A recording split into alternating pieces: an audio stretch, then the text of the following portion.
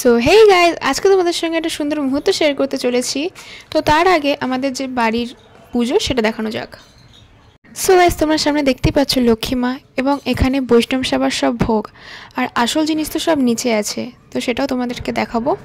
চলো সেটা দেখানো যাক।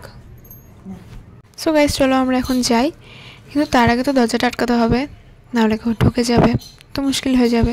এর জন্য এবার দরজাটা আটকে আমরা নিজের দিকে চলতে শুরু করলাম।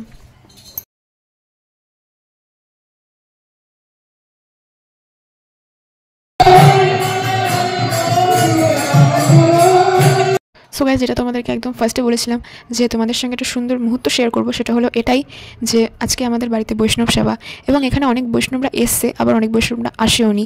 তো তাদের জন্য আধা ঘন্টা বা 1 ঘন্টা ওয়েট করতে হবে, তো তারপর দেখাচ্ছি। সো এখন অনেকেই এসে গেছে এবং খেতেও বসে পড়েছে। তো আমি আর কি বলবো, আমার আর কিছু বলার নেই। এর জন্য আজকে এই অবধি ব্লগটা থাক, আবার পরে কোনো দিন দেখা হবে। টাটা।